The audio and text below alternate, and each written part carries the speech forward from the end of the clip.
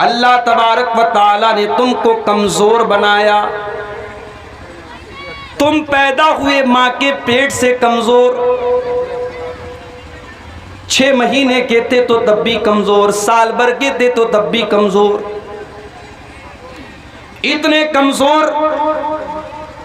तुम्हें बात करना भी नहीं आता था। तुम खाना मांगते थे तो रोने लगते थे, तुम पानी मांगते थे तो रोने लगते थे, बुखार आता था तो रोने लगते थे, पेट में दर्द होता था तब भी रोने लगते थे। 6 महीने का 1 साल का बच्चा अपने बाप को कहने का उसके पास एक ही मीडियम है, वो रोने लगता है, इतना कमजोर होता है। धीरे धीरे वो बच्चा बड़ा होने लगता है और जैसे जैसे वो बड़ा होने लगता है वैसे वैसे उसके अंदर ताकत आने लगती है। पहले वो घुटनों के बल चलने लगता है, दीवार के सहारे खड़ा होने लगता है, चलने लगता है। फिर वो वक्त आता है कि माँ बाप उंगली पकड़ करके उसको चलाना सिखाते हैं। फिर एक वक्त ऐसा आता है वही लड़का वही लड़की जो माँ बाप की उंगली पकड़ के चला करता था, जब वो जवान हो जाता है, 15-16 साल का हो जाता है, 18 साल का लड़का या लड़की हो जाते हैं, जब वो जवान हो जाते हैं तो इतनी तेजी से जिंदगी की गाड़ी उनकी चलने लगती है कि फिर वो किसी के रोकने से भी नहीं रुकते हैं। अल्लाह ने फरमाया अल्लाहुल्लज़ी खलक़कुम मिन ज़ुअफ़िन सुम्मा जअल मिन बादि ज़ुअफ़िन क़ुव्वा। अल्लाह ने तुमको कमज़ोर बनाया और कमज़ोरी के बाद, बचपन के बाद फिर अल्लाह ने तुमको ताकतवर बनाया, जवान बनाया।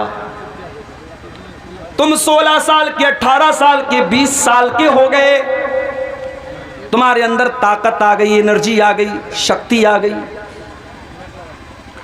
लेकिन जिस तरीके से सुबह जब सूरज निकलता है, सूरज जब सुबह को निकलता है तो सूरज की गर्मी में कमी होती है, सूरज की तपिश में कमी होती है। लेकिन सूरज जैसे जैसे आसमान के बीच में पहुंचता है और दोपहर का टाइम होता है तो सूरज अपने पूरे शबाब पर आ जाता है। सूरज की रोशनी में बड़ी गर्मी आ जाती है, सूरज जवान हो जाता है। लेकिन सूरज जब दोपहर के टाइम बहुत गर्म हो जाता है, उसके बाद फिर एक ऐसा टाइम भी आता है वो सूरज धीरे धीरे ढलने लगता है और ढलते ढलते मगरिब का टाइम होते होते सूरज डूब जाता है। मेरे प्यारे साथियों, अरबी के अंदर एक कहावत है लिकुल्ल जवादिन कबवा व लिकुल्ल सैफिन नबवा। जितना भी तेज रफ्तार दौड़ने वाला घोड़ा हो, एक ना एक दिन उस घोड़े को फिसलना पड़ता है, एक ना एक दिन वो घोड़ा फिसल करके गिर जाता है। और जितनी भी तेज तलवार हो, एक ना एक बार ऐसा होता है कि वो तलवार काम करना बंद कर देती है। मेरे नौजवान साथियों, अल्लाह कुरान में कह रहा है हमने तुमको कमजोर बनाया और कमजोर के बाद तुम्हें ताकतवर बनाया, तुम्हें जवान बनाया। और जवानी के बाद जब तुम 40 साल के हो गए, 45 साल के हो गए, तुम्हारे बाल धीरे धीरे सफेद होने लगे, तुम्हारे बदन पे झुर्रियां पड़ने लगी, तुम्हारी हड्डियां कमजोर होने लगी, तुम जरा सा दौड़ने लगे तो हाँफने लगे, तुम्हारे बदन की ताकत कम होने लगी। इस बात का संकेत आ गया, इस बात की अलामत बन गई कि अब तुम्हारी जवानी का पीरियड खत्म होने लगा, अब तुम बुढ़ापे में दाखिल हो गए। अल्लाहुल्लज़ी खलक़कुम मिन ज़ुअफ़, अल्लाह ने तुमको कमज़ोर बनाया, सुम्मा जअल मिन बादि ज़ुअफ़िन क़ुव्वतन, फिर कमज़ोरी के बाद ताकतवर बनाया, जवान बनाया। सुम्मा जअल मिन बादि क़ुव्वतिन ज़ुअफ़न व शैबा, और फिर ताकत के बाद अल्लाह ने तुमको दोबारा फिर कमज़ोर बनाया, फिर बूढ़ा बना दिया। पता ये चला इंसान के जीवन में 3 दौर आते हैं, एक बचपन का दौर, एक जवानी का दौर, एक बुढ़ापे का दौर। अल्लाह ने बचपन को भी कमजोरी का दौर कहा, अल्लाह ने बुढ़ापे को भी कमजोरी का दौर कहा, बीच में ताकत का एक ही दौर है मेरे साथियों, वो जवानी का दौर है। ये जवानी का दौर अल्लाह ताला ने आपको ताकत का दौर दिया है। इस जवानी में आप जो कर सकते हैं वो बुढ़ापे में नहीं कर सकते, वो बचपन में नहीं कर सकते। इस जवानी में आपके अंदर जो ताकत और जो एनर्जी है वो 50 साल के होने के बाद भी आपको नहीं मिलने वाली, और 10 साल के बच्चे के अंदर भी वो ताकत नहीं मिलने वाली। ये ताकत का ज़माना है, ये एनर्जी और शक्ति और पावर का ज़माना है। लेकिन जवानी का ये दौर, हमें से बहुत बड़ी तादाद ऐसी है जो जवानी के इस दौर का मिसयूज कर रही है, इसका गलत इस्तेमाल कर रही है, इसका नाजायज इस्तेमाल कर रही है। कोई ऐसा भी नौजवान है जिसकी जवानी ज़िना के अड्डों पर गुजर रही है। कोई ऐसा भी नौजवान है जिसकी जवानी अपनी आंखों को गलत चीज़ों को देखने में गुजर रही है। कोई ऐसा भी नौजवान है जिसकी जवानी शराब में, चरस में, गांजे में और नशे में गुजर रही है। कोई ऐसी भी नौजवान लड़की है जिसको अल्लाह ताला ने जवानी की नेमत भी दिया है, खूबसूरत भी बनाया है, और वो अपनी खूबसूरती का गलत इस्तेमाल कर रही है। वो ज़िनाकारी के रास्ते पर जा रही है, वो बदकारी के रास्ते पर जा रही है। कान खोल करके सुन लो मेरे नौजवान भाइयों, मेरी नौजवान बहनों, मेरे प्यारे नौजवान साथियों, इस जवानी की नेमत का अल्लाह ताला हम सबसे हिसाब अलग से लेगा। सारी जिंदगी का हिसाब तो होगा, अलग से क़यामत के दिन जवानी का हिसाब हमें अलग से देना पड़ेगा। अल्लाह के प्यारे नबी फरमाते हैं, ला तज़ूलु क़दमा इब्ने आदम मिन इंद रब्बिही यौमल क़ियामा। क़यामत के दिन कोई इंसान अपनी जगह से हिल नहीं पाएगा जब तक वो 5 सवालों का जवाब न दे दे। अन उम्रिही फ़ीमा अफ़ना, मेरे बंदे मैंने तुझको 50 साल की, 60 साल की, 70 साल की तुझको ज़िंदगी दी थी, तूने अपनी ज़िंदगी को कहाँ गुजारा, तूने अपना जीवन कहाँ गुजारा, तेरी 60 साल की ज़िंदगी कहाँ गुजरी, तू हिसाब दे। दूसरा सवाल, वअन शबाबिही फीमा अबला, मेरे बंदे तूने अपनी जवानी को कहाँ गुजारा, जो 20 साल से लेकर के 40 साल का दौर था, जो ताकत का दौर था, जो एनर्जी का दौर था, मेरे बंदे तूने जवानी के दौर को कहाँ गुजारा।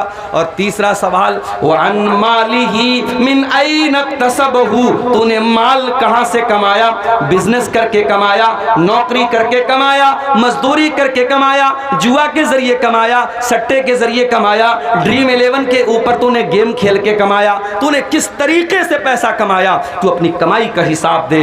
और चौथा सवाल, वफीमा अनफक़हू, तूने माल कहाँ खर्च किया। और पांचवा सवाल, वमाज़ा अमिला फीमा अलिमा, तूने जो इल्म हासिल किया, तूने कुरान और सुन्नत के बारे में जो सुना, जो जाना, जलसों में गया, तकरीरों में गया, खुतबे जुमा में सुना, तूने जो भी इल्म हासिल किया, उस इल्म के ऊपर तूने अमल कितना किया, तुझे इसका हिसाब देना पड़ेगा। माफ करना मेरे भाई, 5 सवाल हैं ये क़यामत के दिन। ये आपके सीमांचल के रहने वाले एक बड़े ही कॉमन और बड़े ही आम आदमी, जिसके पास कोई पढ़ाई लिखाई भी नहीं है, कोई डिग्री भी नहीं है, उसको भी इस सवाल का जवाब देना है। और दिल्ली और मुंबई जैसे बड़े बड़े शहरों में रहने वाला और पढ़ा लिखा और कॉलेजों में और यूनिवर्सिटियों में पढ़ा हुआ इंसान, उसको भी इन 5 सवालों का जवाब देना है। किसी की गर्दन क़यामत के दिन बच नहीं सकती इन 5 सवाल का जवाब दिया। और इसमें जो 5वां सवाल होगा, वमाज़ा अमिला फीमा अलिमा, तूने जो इल्म हासिल किया, उस इल्म के ऊपर तूने अमल कितना किया। ये सीमांचल के लोगों को इस सवाल का जवाब ज़्यादा देना पड़ेगा। अक्टूबर का महीना शुरू हो चुका है, आधा के करीब ख़त्म भी हो चुका है, नवंबर बाकी है, दिसंबर बाकी है। मैं तो बनारस में रहने वाला, मुलाजमत के साथ, नौकरी के साथ जुड़ा हुआ इंसान हूँ, लेकिन हमारे जो बंगला वक्ता आते हैं, मैं उनसे पूछता हूँ, वो बताते हैं, मौलाना एक दिन भी हमारी डायरी खाली नहीं है। अक्टूबर के पूरे महीने में उनके प्रोग्राम, नवंबर के पूरे महीने में उनके प्रोग्राम, दिसंबर के पूरे महीने में उनके प्रोग्राम। पूछो कहाँ प्रोग्राम हो रहे हैं, कहेंगे सीमांचल में, किशनगंज में प्रोग्राम हो रहे हैं, अररिया में प्रोग्राम हो रहे हैं, फारबिसगंज में प्रोग्राम हो रहे हैं, पूर्णिया में प्रोग्राम हो रहे हैं, कटिहार में प्रोग्राम हो रहे हैं। आपके इसी सीमांचल के क्षेत्र में 3 महीने कंटिन्यू प्रोग्राम के बावजूद आज हालात ये हैं। आपके गांव में आया, दिलावर भाई ने मुझको बताया, मौलाना जब आप तकरीर कीजिएगा जरा इस पर भी बोलिएगा कि लोग नमाज नहीं पढ़ते हैं, जरा इस पर भी तकरीर कीजिएगा, नौजवान चरस और गांजा के नशे में गिरफ्तार है, जरा इस पर भी बोलिएगा, लड़कियां पर्दा नहीं करती हैं, बेहयाई, बेपर्दगी और ज़िनाकारी और बदकारी बड़ी तेजी से समाज में फैल रही है।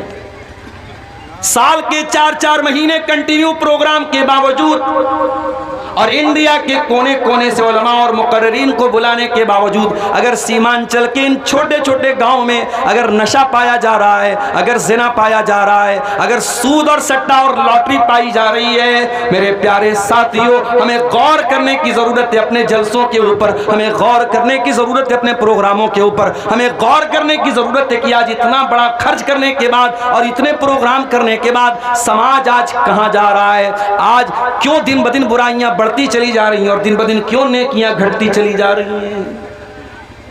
वमाज़ा अमिला फीमा अलिमा, तूने जो इल्म हासिल किया, तूने कोई तकरीर नहीं छोड़ी। ये यूट्यूब चैनल वाले, ये जाहिर है इनके चैनल पर ये तकरीरें जा रही हैं, लाख लाख 2-2 लाख 5-5 लाख व्यू मिल रहे हैं। ये कौन देख रहा है? ये हम और आप देख रहे हैं। यानी तकरीरें सुनने वालों की भी कमी नहीं है, तकरीरें बयान करने वालों की भी कमी नहीं है। इल्म बयान हो रहा है, इल्म आम हो रहा है। अगर कमी है मेरे भाइयों तो उसके ऊपर अमल की कमी है। मेरे प्यारे साथियों, इन जलसों में आने के बावजूद अगर आप बेनमाजी के बेनमाजी रह गए, अगर गांजा और चरस पीने वाला अगर अपने गांजा और चरस को न छोड़ सका, शराब पीने वाला अगर अपने शराब को न छोड़ सका, पर्दा न करने वाली लड़की बेपर्दा ही रह गई, ज़िनाकारी और बदकारी में जो नौजवान मुलव्विस है वो अपने गलत काम से बाज ना आया। मेरे प्यारे नौजवान भाई और बहनों, कल क़यामत के दिन इस सवाल का तुम क्या जवाब दोगे, जरा मुझे बता दो। वमाज़ा अमिला फीमा अलिमा, अल्लाह पूछेगा मेरे बंदे, तू जलसों में जाया करता था, तूने मौलाना अब्दुल गफ्फार का कोई जलसा न छोड़ा, तूने बंगला मुकर्रिरीन का कोई प्रोग्राम न छोड़ा, तूने उर्दू की तकरीरें भी सुनी, तूने बंगला की तकरीरें भी सुनी, तेरे मोबाइल का यूट्यूब की हिस्ट्री बता रही है तूने बहुत सारी तकरीरें सुनी। वमाज़ा अमिला फीमा अलिमा, तूने जो इल्म हासिल किया उस इल्म के ऊपर तूने अमल कितना किया? इस सवाल का जवाब हम क्या देंगे? नौजवानी, ये मेरे साथियों बहुत बड़ी नेमत है। और ये बात याद रखो, जो चीज जितनी कीमती होती है इंसान उसकी उतनी ज्यादा कद्र करता है। मैं अक्सर मिसाल देता हूं, 10-12 हज़ार रुपए का मोबाइल होता है, इंसान कहीं भी रख लेता है, और 50-60 हज़ार रुपए का आईफोन होता है ना, तो उसको बहुत संभाल के रखता है। अभी मेरी वाइफ के पास आईफोन है, मैं नहीं यूज़ करता, मैं सफ़र में रहता हूँ। एक बार बिहार के ही एक सफ़र में ट्रेन में मेरा मोबाइल चोरी हो गया, मैंने तब से कान पकड़ लिए, भाई महंगा मोबाइल मैं नहीं इस्तेमाल करूँगा, नॉर्मल मोबाइल इस्तेमाल करता हूँ 10-12 हज़ार का। वाइफ के पास हमारे आईफोन है, उनको शौक था, मैंने दिला दिया। उसका चार्जर काम करना बंद कर देता है मोबाइल का, आईफोन का। अब वो आईफोन के सर्विस सेंटर में मैं गया, मैंने कहा साहब चार्जर खराब हो गया है, अभी मेरा मोबाइल वारंटी में है, आप दे दीजिए मुझको दूसरा चार्जर। उन्होंने कहा नहीं साहब, अभी तो चार्जर ये बेंगलोर से आएगा, आपको 1 हफ्ता रुकना पड़ेगा। 1 हफ्ता आज के दौर में मोबाइल कौन स्विच ऑफ करके रखेगा। मैं मार्केट में गया, मैंने सोचा दूसरा चार्जर ले लूँ। आईफोन का ओरिजिनल चार्जर सिर्फ उसका जो एडाप्टर आता है वो 1500-1600 रुपये का है, उसका जो वायर आता है वो 1500-1600 रुपये का, यानी पूरा चार्जर अगर आप ओरिजिनल चार्जर लेंगे 3000 का चार्जर मिलेगा। मैंने घर आके अपनी वाइफ से कहा कि और लो आईफोन, चार्जर खराब हो गया, अब चलो 3000 रुपया खर्च करके नया चार्जर तुमको दिलाऊं। लोकल चार्जर भी आप लेने जाएंगे आईफोन का 500-600 रुपये से कम का नहीं मिलेगा, जबकि दूसरे मोबाइल का आपको 100 रुपये में 150 रुपये में आसानी से मिल जाए। तो जो चीज़ जितनी कीमती होती है उसका मेंटेनेंस भी उतना कीमती होता है। जवानी कीमती है तो जवानी का मेंटेनेंस भी कीमती है मेरे भाई। बूढ़ा इंसान है, उसके सामने से कोई खूबसूरत लड़की गुजरी, उसको अपनी आंखों पर कंट्रोल करना मुश्किल नहीं है, वो बूढ़ा हो चुका है, उसकी उम्र निकल चुकी है, उसके जज्बात ठंडे पड़ चुके हैं। लेकिन आप नौजवान हैं, 20 साल 22 साल 25 साल आपकी उम्र है, आप मार्केट में जा रहे हैं और आपके सामने से कोई बेपर्दा लड़की घूम रही है, तो फिर आपको अपनी आंखों पर कंट्रोल करने के लिए अपने दिल को अल्लाह के डर से आबाद करना पड़ेगा। बूढ़ा इंसान है, फजर की अजान हो रही है, अस्सलातु खैरुम मिनन नौम की आवाज़ आ रही है, जल्दी से नींद खुल जाती है, बिस्तर छोड़ता है, वज़ू करता है, मस्जिद में आ जाता है वहीं पर एक नौजवान जो रात को 2-2 बजे तक 3-3 बजे तक मोबाइल में लगा हुआ था, वो फजर के टाइम उसको अपनी नींद को कुर्बान करके मस्जिद में आना बहुत मुश्किल काम है। मगर मेरे प्यारे साथियों, इसी मुश्किल काम की अल्लाह ताला क्या बड़ी वैल्यू है। अल्लाह के प्यारे नबी फरमाते हैं कल क़यामत का दिन होगा, सूरज 1 मील की दूरी पर होगा, लोग गर्मी से बेहाल होंगे, लोग धूप से बेहाल होंगे, लोग पसीने में डूबे हुए होंगे।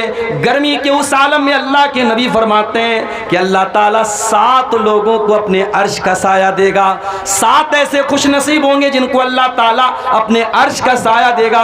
वो कौन 7 खुश नसीब होंगे? उसमें एक इंसान वो भी होगा, फरमाया वशाबुन नशा फी इबादतिल्लाह, वो नौजवान जिसकी जवानी अल्लाह ताला की इबादत में गुजरी हो, जिसकी जवानी अल्लाह की इबादत में गुजरी हो, जिसने नमाजों की पाबंदी की हो, जिसने अल्लाह की इबादत की पाबंदी की हो, उस नौजवान को अल्लाह तबारक व तआला क़यामत के दिन जब सूरज 1 मील की दूरी पर होगा, अल्लाह तबारक व तआला उसको अपने अर्श का साया।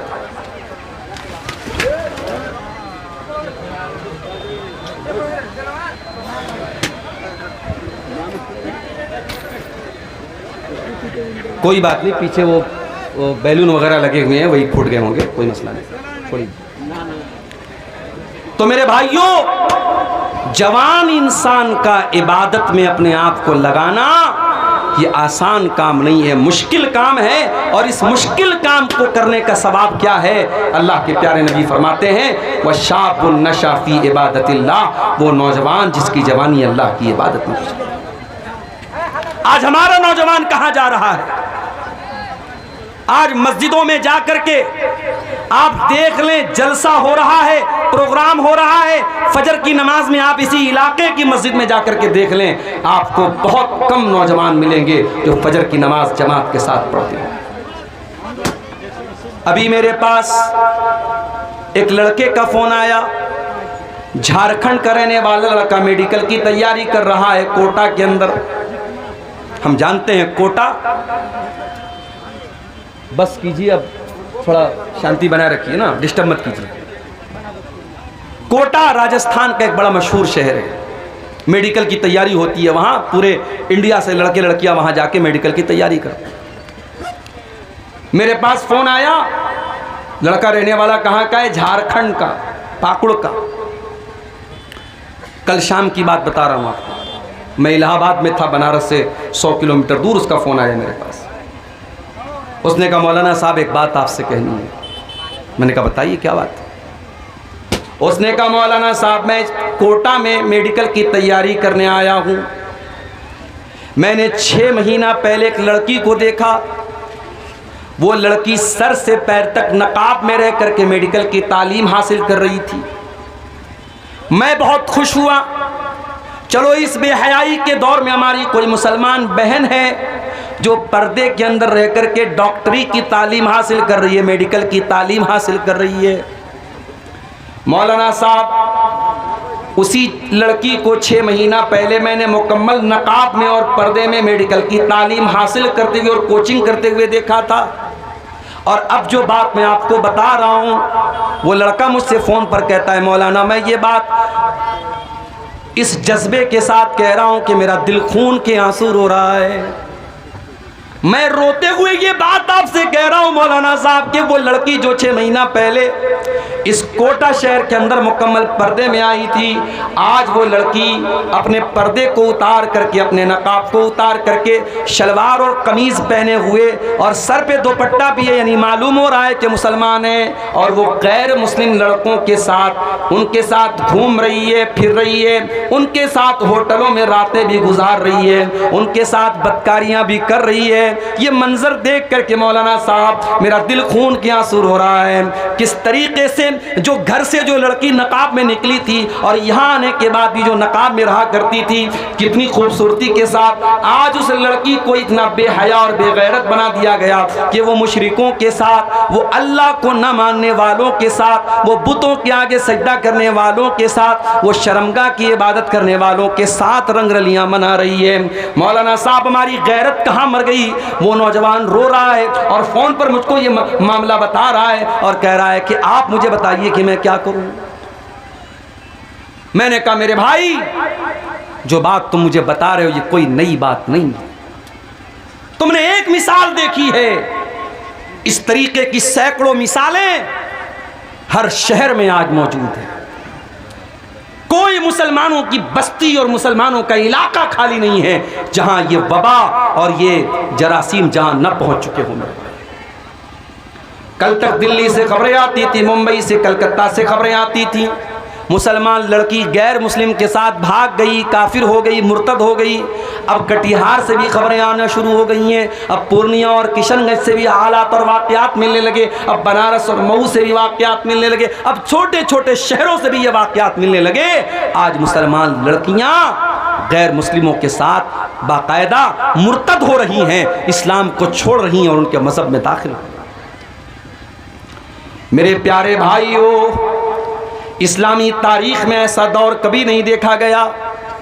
इस्लाम इतना हकीर तो कभी न था, ईमान इतना सस्ता तो कभी न था कि किसी के आई लव यू बोल देने पर एक लड़की अपने ईमान को कुर्बान कर दे, किसी के मोहब्बत के तो मीठे बोल सुन करके एक लड़की अपने इस्लाम को छोड़ दे। ये दौर आज हम बदनसीबों को देखना पड़ रहा है। मेरे प्यारे भाइयों, हमने तो तारीख में पढ़ा था जब सलाहुद्दीन अय्यूबी रहमतुल्लाह अलैह अपने फौजियों के साथ जब यहूदियों का मुकाबला कर रहे थे, जब बैतुल मुक़द्दस को यहूदियों के कब्जे से और सलीबियों के कब्जे से वो छुड़ा रहे थे, तो एक ऐसा दौर भी आया था कि यहूदियों ने अपनी लड़कियों को भेजा था और उन लड़कियों ने मुसलमान फौजियों को बाकायदा ऑफर किया था, अपने कपड़े को उतार करके अपने जिस्म को बरहना करके उन मुसलमान फौजियों का ईमान खरीदने की कोशिश की थी। मगर सलाहुद्दीन अय्यूबी रहमतुल्लाह अलैह के वो फौजी उन लड़कियों के बरहना जिस्म को देखने के बावजूद नहीं पिघले। उन्होंने कहा नहीं नहीं, ऐ यहूदी औरतों, हम तुम्हारे दामे फरेब में फंसने वाले नहीं हैं, हम तुम्हारे जाल में फंसने वाले नहीं हैं, हम तुम्हारे चक्कर में आने वाले नहीं हैं, हम अल्लाह के लिए और हम इस्लाम के लिए ये काम कर रहे हैं। और जब तक उन्होंने बैतुल मुक़द्दस को यहूदियों के और सलीबियों के कब्जे से रिहा न कर लिया, तब तक उन्हें चैन की नींद ना आई। हमने तो वो दौर देखा था मेरे भाई। हमारी तारीख तो ऐसी रही है कि हज़रत सुमैया रज़ी अल्लाह ताला अन्हा अपने जवान बेटे के सामने और अपने शौहर के सामने जब उनको जंजीरों में जकड़ दिया गया और अबू जहल ने धमकी दी कि ऐ सुमैया कोई जवान औरत नहीं है, 50-55 साल की बूढ़ी औरत है। अबू जहल कहता है सुमैया, अगर तूने मोहम्मद का दीन नहीं छोड़ा, तूने इस्लाम नहीं छोड़ा, हम तेरे जवान बेटे के सामने तुझे बरहना कर देंगे, तुझे नंगा कर देंगे, तेरे बदन के कपड़े छीन लेंगे। सुमैया रज़ी अल्लाह ताला अन्हा मुसलमान थी, औरत थी, एक माँ भी थी। एक माँ के लिए इससे बढ़ के शर्म की और गैरत की बात क्या होगी, उसके जवान बेटे के सामने माँ को नंगा कर दिया जाए। मगर सुमैया, तेरे ईमान का क्या कहना, तेरी इस्तिकामत का क्या कहना, तेरे दीन का क्या कहना। सुमैया ने अपने जवान बेटे के सामने नंगा हो जाना गवारा कर लिया मेरे प्यारे साथियों। मगर सुमैया ने ईमान से कॉम्प्रोमाइज नहीं किया, इस्लाम से कॉम्प्रोमाइज नहीं किया। चश्मे फलक ने वो मंजर भी देखा, सुमैया के बदन से कपड़े उतार लिए गए, सुमैया को नंगा कर दिया गया, जवान बेटे के सामने उसकी माँ को नंगा कर दिया गया। बेटे ने अपनी आंखों को झुका लिया, माँ बेचारी आंखें बंद करके इस जिल्लत को सह रही है और इस पर भी अबू जहल ने बस न किया और बर्छी उठा करके उसने बरहना करने के बाद हजरत सुमैया की शर्मगाह के ऊपर बर्छी मार करके उनको शहीद कर दिया। ओ लोगों, इस्लाम की राह में पहला खून बहाने वाली अगर कोई खातून है, जाओ मैं आपकी जनरल नॉलेज में इजाफा कर देता हूँ कि इस्लाम के लिए पहली शहादत हासिल करने वाली अगर कोई खातून है, उनका नाम हजरत सुमैया बिन्ते खय्यात है, जो अम्मार की माँ है, जो यासिर की बीवी है। वो लोगों, हमने तो वो इतिहास देखा था, हमने तो वो तारीख देखी थी। आज हम तारीख के कौन से दौर में आ गए कि आज मुसलमान लड़की अपने ईमान को छोड़ करके एक मुशरिक के साथ रंग रलियां मना रही है, इस्लाम को छोड़ रही है, ईमान को छोड़ रही है, दीन को छोड़ रही है। क्या हमें नहीं मालूम? इस्लाम से बड़ी मेरे भाइयों कोई नेमत नहीं है, इस्लाम से बड़ी कोई नेमत नहीं है। हम फकीरों के पास दुनिया में कुछ न हो, रहने को ढंग का मकान न हो, खाने को ढंग का खाना न हो, पीने को पानी न हो, रहने को छत न हो, अगर हमारे पास ईमान है, कल क़यामत के दिन अल्लाह पूछेगा क्या लेके आए। अल्लाह पूछेगा मेरे बंदे तू दुनिया में तो बड़ी गुर्बत के साथ रहा करता था, एक झोपड़ी में एक झुग्गी में रहा करता था, तेरे पास ज्यादा दौलत भी न थी, तेरे घर में अच्छे खाने भी न बना करते थे, तूने बड़ी परेशानियों की जिंदगी गुजारी है। बंदा कहेगा अल्लाह मैंने सारी परेशानी तो उठा ली, तेरी तौहीद को कभी न खोया, अय अल्लाह तेरे दीन को कभी न खोया, वला तमूतुन्न इल्ला व अंतुम मुस्लिमून पर अल्लाह मैं अमल करता रहा, अय अल्लाह मैंने मरते दम तक इस्लाम की हिफाजत की और इस्लाम को लेकर के आज मैं आया हूँ। अय अल्लाह मैंने दुनिया में कभी शिर्क न किया, कभी कुफ्र न किया। जब वो बंदा ईमान को लेकर के जाएगा अल्लाह तबारक व तआला उसे जन्नत में दाखिल करेगा, और एक दूसरा इंसान आएगा जो बहुत दौलत लेकर के और बहुत पैसा लेकर के आएगा, जमीन भर के सोना लेकर के आएगा। अल्लाह पूछेगा क्या तू ईमान लेकर के आया? बंदा कहेगा अल्लाह मेरे पास ईमान की दौलत नहीं है, मैं इस्लाम नहीं लाया, मैं काफिर हो गया, मैं मुशरिक हो गया, मैं मुर्तद हो गया। अल्लाह कुरान में कहता है इन्नल्लज़ीना कफरू व मातू वहुम कुफ्फार, जो ईमान के बगैर दुनिया से चले जाएंगे, जो कुफ्र की हालत में दुनिया से चले जाएंगे, फलन युक़बल मिन अहदिहिम मिलउल अर्दि ज़हबा, वो ज़मीन भर के सोना भी अगर लेके आ जाएं, उनका ज़मीन भर के सोना भी अल्लाह के कबूल नहीं किया जाएगा। आज के नौजवान को तो मालूम ही नहीं है इस्लाम किसको कहते हैं, तौहीद किसको कहते हैं। क्रिसमस आता है, ये बेचारा सोशल मीडिया पर अपने आप को भाईचारा दिखाने के लिए ये लिखता है मैरी क्रिसमस। कोई गैर मुस्लिम का त्यौहार आता है, ये शुभकामनाएं देता है, ये शिर्क और कुफ्र के कामों पर मुबारकबाद देता है।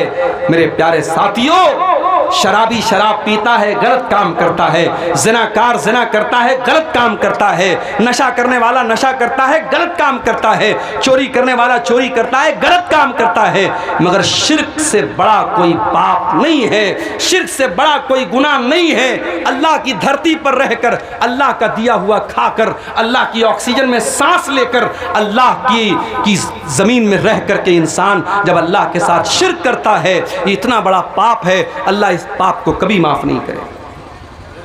वो अल्लाह जो गफूरुर रहीम है, जो माफ़ कर देने वाला, बहुत क्षमा कर देने वाला है, वो अल्लाह कुरान में कहता है इन्नल्लाह ला यगफिरु अन युशरक बिही व यगफिरु मा दून ज़ालिका लिमन यशा। ऐ मेरे बंदो, तुम शिर्क करोगे तो हम तुम्हारे शिर्क को माफ़ नहीं करेंगे, शिर्क के अलावा तुम कोई और गुनाह करोगे हम माफ़ कर सकते हैं, मगर शिर्क हमारी बारगाह में माफ़ नहीं होगा। शिर्क अल्लाह ताला माफ़ नहीं करेगा। आज हमारे बहुत सारे मुसलमान भाई भी शिर्क कर रहे हैं। अभी एक त्यौहार आया था जिसको त्यौहार बना दिया गया 11वीं शरीफ। जानते हो ये 11वीं शरीफ का त्यौहार क्या होता है? पता नहीं, आपके सीमांचल में तो ये त्यौहार मनाने वाले हमारे भाई नहीं है। बनारस और मऊ में आप आके देखें, हमारे बहुत सारे भाई 11वीं शरीफ मना रहे हैं। क्या करते हैं उस दिन अच्छी अच्छी चीज़ें खाने पकाने की बनाते हैं और उस पर मन्नत मानते हैं। किसके नाम की? शेख अब्दुल कादिर जीलानी रहमतुल्लाह अलैह, जो बहुत बड़े अल्लाह के नेक बंदे थे, उनके नाम पे बिरयानी बन रही है, उनके नाम पे खिचड़ा बन रहा है, उनके नाम पे चीज़ें बन रही हैं और उनके नाम से गरीबों में बांटी जा रही हैं। मेरे प्यारे साथियों, अल्लाह कुरान में जब हराम चीज़ों की लिस्ट बयान करता है तो क्या कहता है? इन्नमा हर्रमा अलैकुमुल मैतता वद्दमा वलहमल खिंजीर।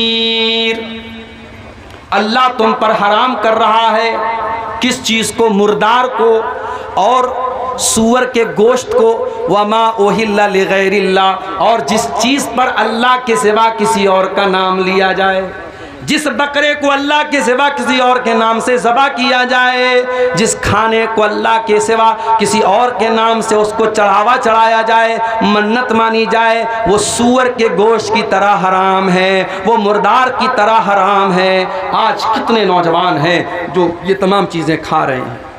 अभी मेरे पास भी व्हाट्सएप पर मैसेज आता है, मौलवी साहब फला जगह से मुझे ऐसी चीज़ मिली है जो किसी बुत के ऊपर चढ़ाई गई थी। चूँकि ऑन द रिकॉर्ड बात कर रहा हूँ, मैं वो अल्फाज इस्तेमाल नहीं कर रहा हूँ। किसी बुत के ऊपर कोई चीज़ चढ़ाई गई है और वो चीज़ ला करके हमें दी गई, तो क्या हम उसे खा सकते हैं? ये आज मुसलमान पूछ रहा है। वो मुसलमान जो कुरान की ये आयत पढ़ता है कि अल्लाह सूअर और मुर्दार के साथ उस चीज़ का जिक्र कर रहा है जिस पर गैरुल्लाह का नाम दिया। तो मेरे नौजवान साथियों, पहले अपने अकीदे की फिक्र करो, अपनी तौहीद की फिक्र करो। और आगे बढ़िए। हमारे नौजवानों में एक बहुत बड़ी खराबी जो पैदा होती चली जा रही है, हमारे बहुत सारे नौजवानों की ज़िंदगी का मकसद सिर्फ पैसा कमाना, इंजॉय करना, खाना पीना, घूमना फिरना बन गया है। ज़िंदगी का 3 मकसद है, इंजॉय करो, खाओ पियो, इंजॉय करो। मेरे प्यारे साथियों, अगर ज़िंदगी का यही 3 मकसद है, खाओ पियो और इंजॉय करो, तो फिर हमारे और जानवरों के बीच में क्या फ़र्क है? अल्लाह ने हमें इंसान क्यों बनाया? अल्लाह ने कुत्ता और सूअर नहीं बनाया, इंसान बनाया है। और जब इंसान बनाया है तो अपने क्रिएशन और अपनी पैदाइश के मकसद को समझो। अल्लाह कुरान में कहता है, वमा खलक़तुल जिन्न वल इंसा इल्ला लियअबुदून। मेरे बंदों, मैंने जिन्नात को और इंसानों को अपनी इबादत के लिए पैदा किया है। हम और आप पैदा हुए हैं अल्लाह की इबादत के लिए। अल्लाह ने पैदा किया है ताकि हम उसकी इबादत करें। और माफ़ करना, इबादत का जब नाम आता है तो हमारे दिमाग में क्या आता है? नमाज, हमारे दिमाग में आता है रोज़ा, हमारे दिमाग में आता है ज़कात, हमारे दिमाग में आता है हज। माफ़ करना। आप अपनी बीवी का हक अदा करते हैं, बच्चों का हक अदा करते हैं, हलाल रोज़ी कमाने के लिए धक्के खाते हैं, हलाल रोज़ी कमाने के लिए सफ़र करते हैं। आपका कारोबार भी इबादत है, आपका बीवी बच्चों का हक अदा करना की भी इबादत है। आप अल्लाह की मर्जी के मुताबिक जो भी काम करते हैं वो इबादत में आएगा। और अल्लाह ने इसी इबादत के लिए हमें और आपको पैदा किया है। दुनिया का दस्तूर है, जो चीज़ अपना मकसद पूरा नहीं करती उसे यूजलेस बना करके फेंक दिया जाता है। ये माइक मेरे सामने रखा है, ये माइक काम ना करे, मैं हटा के फेंक दूंगा इसको। ये सामने कैमरे लगे हुए हैं, या अगर ये कैमरा काम करना बंद कर दे, मोबाइल डेड हो जाए, तो बिला वजह कोई इसको स्टैंड में लगा के सामने नहीं रखेगा। भाई अब कैमरा काम नहीं कर रहा है, डेड हो गया, फ़ोन डिस्चार्ज हो गया, फ़ौरन हटा के ख़त्म कर देगा। दुनिया का दस्तूर है मेरे भाई, जो चीज़ अपना काम करना बंद कर देती है उसे हम डस्टबिन में डाल देते हैं। मेरे प्यारे साथियों, अल्लाह तबारक व तआला ने हमको अपनी इबादत के लिए पैदा किया है। अगर ये मकसद हम पूरा नहीं करते हैं तो हम भी यूजलेस हो जाएंगे, हम भी बेकार हो जाएंगे। और आज हम बेकार हो चुके हैं। आज जिसका जी चाहता है हमें आंखें दिखाता है। अभी उत्तर प्रदेश का मामला हमारे सामने मौजूद है। जुल्म करने वाले भी वही हैं और हम मजलूम होने के बावजूद हमें को मारा भी जा रहा है, हमें को सज़ा भी दी जा रही है। ये हालात क्यों पैदा हो गए मेरे प्यारे साथियों? आज जालिम मजलूम ही को सजा भी दी जा रही है, मजलूम ही के खिलाफ सारी FIR भी दर्ज की जा रही है, और मजलूम ही को जेल के अंदर भरा जा रहा है, और मजलूम ही के घर के ऊपर बुलडोजर चलाया जा रहा है। ये नाइंसाफ़ी और ये बेईमानी मेरे प्यारे साथियों, ये हमें सोचने पर मजबूर करती है कि हम कहाँ खड़े हैं, हमारा ईमान कहाँ है, हमारी ज़िंदगी का मकसद क्या है, हमारी ज़िंदगी का मकसद क्या है? कुल इन्ना सलाती व नुसुकी व महयाय व ममाती लिल्लाहि रब्बिल आलमीन। ऐ नबी आप कह दीजिए, मेरी नमाज और मेरी कुर्बानी, मेरा जीना, मेरा मरना सब अल्लाह के लिए है। हम अल्लाह को राज़ी करने के लिए इस दुनिया में आए हैं। और हमारे प्यारे नबी सल्लल्लाहु अलैहि वसल्लम की ज़िंदगी हमें यही सबक देती है मेरे प्यारे साथियों। हमारे नबी ने कभी दुनिया के ऐश व आराम के पीछे आप नहीं भागे हैं। आपने बड़ी सादा, बड़ी सिंपल, बड़ी साधारण जिंदगी आपने गुजारी है, और आपकी फैमिली ने भी गुजारी है। हजरत उमर फारूक रजी अल्लाह तआला अन्हु एक मरतबा अल्लाह के नबी से मिलने के लिए आते हैं। नबी के कमरे में आते हैं। नबी का कमरा कोई संगे मरमर नहीं बिछाए, कोई मार्बल नहीं बिछाए, कोई डेकोरेशन नहीं लगाए, कोई घर में टाइल्स नहीं लगे हुए हैं। छोटा सा कमरा है, मिट्टी का फर्श है, खजूर के तने का पिलर है और खजूरों का छप्पर है। छोटा सा कमरा अल्लाह के नबी का है।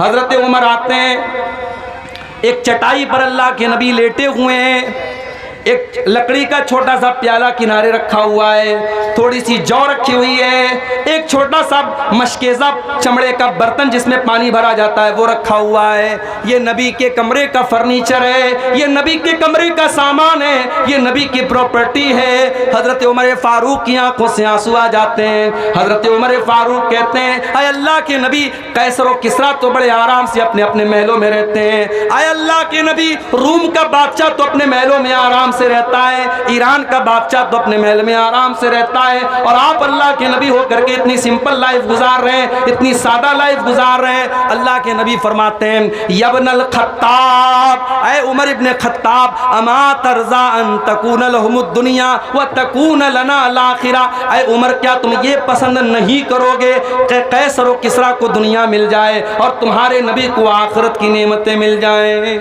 हमारे नबी ने हमेशा आखिरत को अपने सामने रखा है मेरे भाई, लेकिन हम और आप दुनिया के लिए हाय दुनिया, हमारे जीने मरने का मकसद क्या है? सिर्फ दुनिया, जबकि हम जानते हैं इस दुनिया की हकीकत क्या है।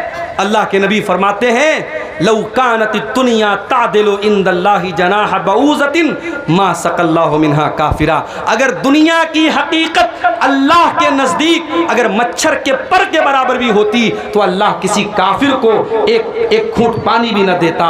अल्लाह इस दुनिया में काफिर को, शराबी को, जानी को, बदकार को, हरामखोर को सबको खिला रहा है, सबको पिला रहा है। इसका मतलब कि एक मच्छर के पर के बराबर भी अल्लाह के नज़दीक दुनिया की हैसियत नहीं है मेरे भाई।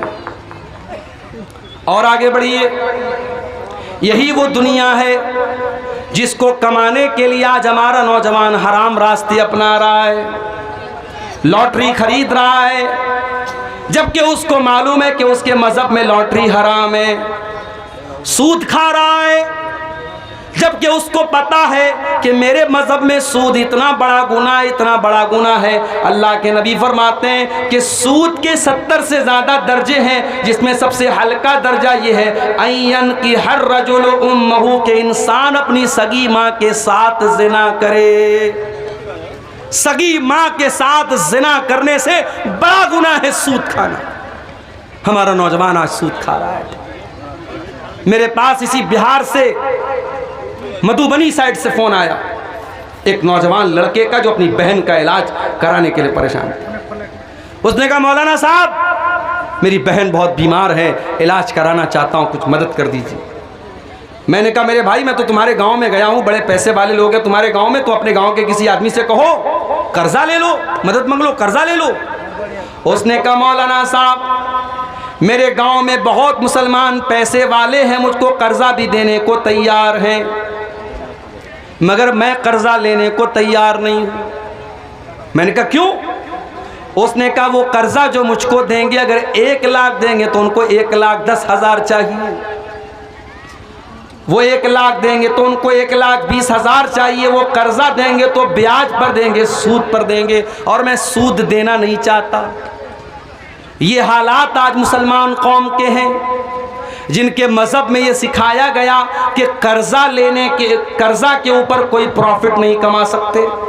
अगर आप किसी को 100 रुपया कर्जा देते हैं और ये तय करके देते हैं कि वो 100 का 110 देगा, हराम है, वो 10 रुपया ब्याज है, सूद है, इंटरेस्ट है।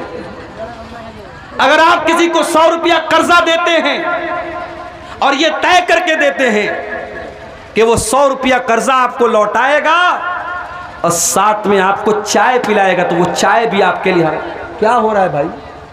काहे डिस्टर्ब कर रहे हो? फोड़ दो ना सारे गुब्बारे एक साथ फोड़ दो, बार बार क्यों डिस्टर्ब हो रहा है? अगर 100 रुपया आपने किसी को कर्जा दिया और उस 100 रुपये के कर्जे पर अगर आपने सामने वाले से चाय भी अगर मांग ली तो ये चाय भी आपके लिए हराम है। मसला नोट करो, कर्जे पर आप प्रॉफिट नहीं कमा सकते। प्रॉफिट कमाना है, बिजनेस करो, पार्टनरशिप करो, पैसा लगा के। कर्जा दिया है, कर्जा मदद के लिए दिया जाता है, कर्जा कमाने के लिए दिया जाता है। इस्लाम में कर्जे के ऊपर आप प्रॉफिट नहीं कमा सकते। इमाम अबू हनीफा रहमतुल्लाह अलैह बहुत बड़े इमाम गुजरे हैं। उन्होंने एक आदमी को कर्जा दिया, एक टर्म तय हो गई कि 6 महीने में वो कर्जा लौटा देगा। 6 महीना गुजर गया, वो कर्जा नहीं लौटा रहा है।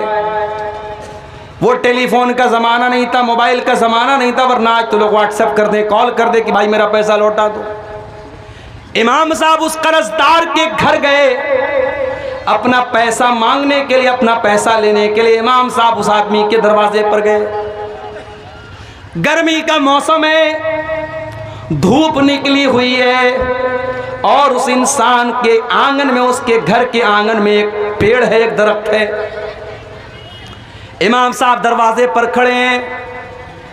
वो इंसान दरवाज़ा खोलता है, देखता है कि मेरे दौर के बहुत बड़े इमाम अबू हनीफा रहमतुल्लाह अलैह मेरे दरवाजे पर खड़े हैं, मुझसे कर्जा मांगने के लिए आए हैं, मुझे जो कर्जा दिया तो वापस मांगने के लिए आए हैं। उसने कहा इमाम साहब बहुत धूप है, आप बाहर क्यों खड़े हैं, आप मेरे घर के अंदर तशरीफ लाइए और इस पेड़ के साए में आकर के, इसकी छाया में आकर के आप ठंडक हासिल कर लीजिए। ओ लोगो, तुम तो हलाल व हराम की परवाह भी नहीं करते, तुम तो सूद व ब्याज की परवाह भी नहीं करते, तुम्हारे असलाफ कैसे थे जरा गौर करो। इमाम अबू हनीफा रहमतुल्लाह अलैह जवाब देते हैं कि ऐ मेरे भाई, मैंने तुमको कर्जा दिया है और मैं अपना कर्जा वापस मांगने आया हूँ। अगर मैं तुम्हारे घर के आंगन में लगे इस पेड़ की छाया भी हासिल कर लूँगा तो मुझे डर है इस बात का कि कहीं ये भी इंटरेस्ट में शामिल न हो जाए, कहीं ये भी ब्याज में शामिल न हो जाए।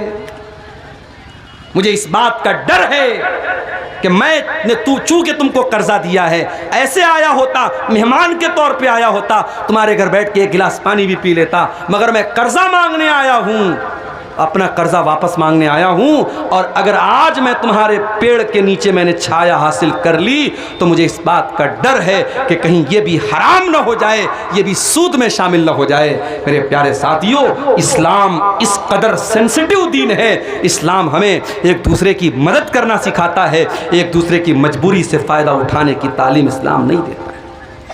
इतना बड़ा सीमांचल का इलाका है, बड़ी बड़ी संस्थाएं आपने बनाई हैं, क्यों नहीं आपने एक छोटा सा बैतुल माल बनाया?